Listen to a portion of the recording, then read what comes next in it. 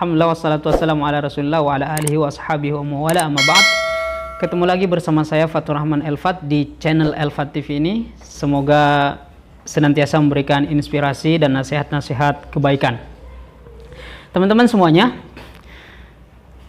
ada sebuah hadis Nabi Shallallahu Alaihi Wasallam yang menjelaskan kepada kita tentang tujuh golongan yang akan mendapatkan naungan dari Allah Subhanahu Wa Taala. Hadis ini hadis yang diriwayatkan oleh berbagai imam, ya, salah satunya adalah Al-Imam Bukhari, kemudian Imam Ahmad, kemudian Al-Imam Tirmidzi, kemudian Al-Imam An-Nasa'i, Khuzaimah dan yang lainnya.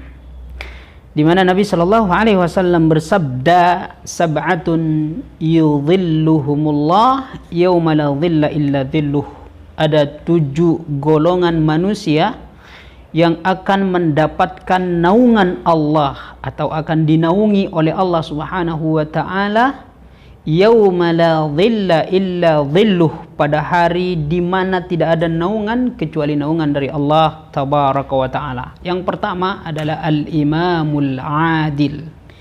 Yang pertama adalah imam yang adil.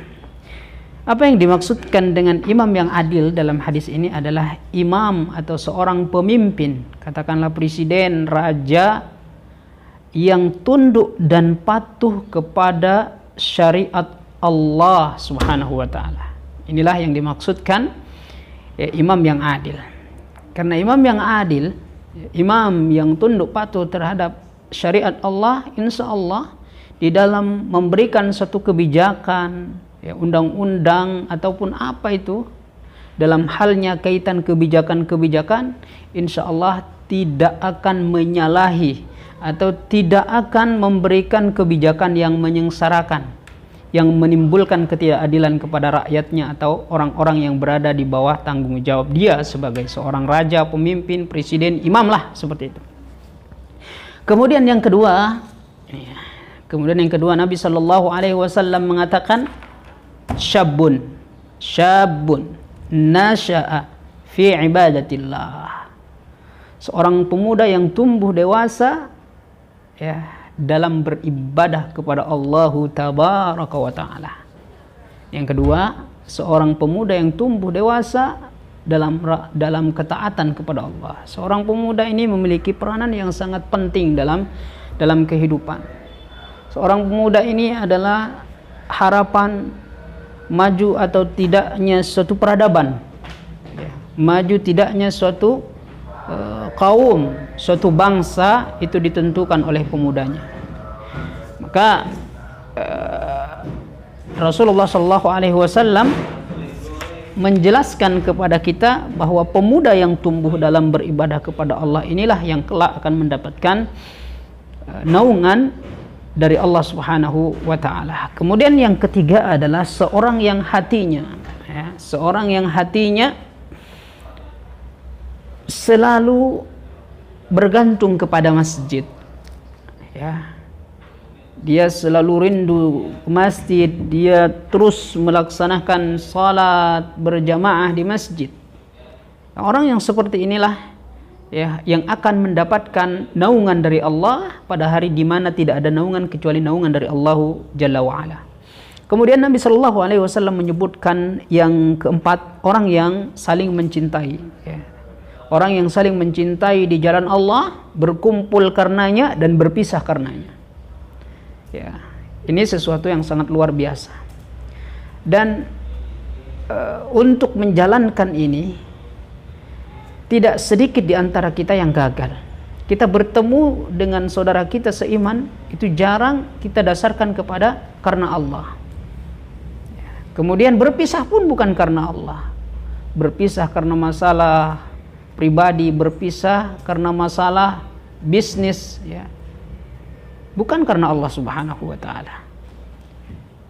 Kemudian yang kelima adalah seorang laki-laki yang diajak untuk berzina oleh seorang wanita yang memiliki kedudukan dan memiliki kecantikan yang sangat luar biasa. Lalu pemuda tersebut mengatakan, inni akhafullah, sesungguhnya aku takut kepada Allah. Luar biasa. Sebuah sifat yang memang merasa dirinya selalu diawasi oleh Allah, ya, sekalipun dia diajak untuk bermaksiat kepada Allah, berzina oleh wanita yang memiliki kedudukan dan memiliki kecantikan paras wajah yang luar biasa, tetapi seorang laki-laki tersebut atau seorang lelaki mengatakan ketika diajak untuk berzina, dia mengatakan inni akhafullah, sesungguhnya aku takut kepada Allah, sehingga dengannya dia tidak bermaksiat kepada Allah. Kemudian yang keenam, Rasulullah Shallallahu Alaihi Wasallam menjelaskan dalam hadis tersebut, seorang yang bersedekah dengan tangan kanannya, ya, dengan tangan kanannya, lalu ia menyembunyikannya, sehingga apa? Sehingga tangan kirinya tidak mengetahui apa yang dilakukan oleh tangan kanannya. Artinya melakukan kebaikan berupa sedekah, ya, seolah-olah tangan kanan ini tidak diketahui oleh tangan kirinya. Artinya dia menyembunyikan sedekahnya itu, tidak dibicarakan, tidak diumbar, sudah bersedekah, sudah infak ke sana ke sini, tidak seperti itu. Ya, orang yang seperti inilah yang kelak akan mendapatkan naungan dari Allah Subhanahu wa taala, yauma la dhilla illa dhilluh, pada hari di mana tidak ada naungan kecuali naungan dari Allah tabaraka wa taala. Kemudian yang ketujuh, wahai saudaraku, ini sangat penting. Seseorang yang berzikir kepada Allah, ya, khalian, dalam keadaan sendiri, sepi, tidak ada orang, ya. Kalau kita berzikir, zikrullah di depan banyak orang itu sesuatu yang tidak luar biasa, sesuatu yang biasa. Tetapi orang yang luar biasa itu manakala dia dalam kesendirian dan kesepiannya, dia mengingat Allah, membasahi bibirnya dengan zikrullah, lalu fafadat ainah, ya, lalu matanya meneteskan air mata, maka orang yang seperti ini adalah orang yang akan mendapatkan naungan dari Allah, di mana hari tidak ada naungan kecuali naungan dari Allah tabaraka wa taala. Teman-teman semuanya, itulah 7 golongan manusia yang kelak akan dinaungi oleh Allah Subhanahu wa taala pada hari tidak ada naungan kecuali naungan dari Allah tabaraka wa taala. Semoga kita termasuk di antara 7 golongan tersebut, sehingga kelak kita juga mendapatkan naungan dari Allah Subhanahu wa taala. Wallahu a'lam bishawab. Semoga bermanfaat. Assalamualaikum warahmatullahi wabarakatuh.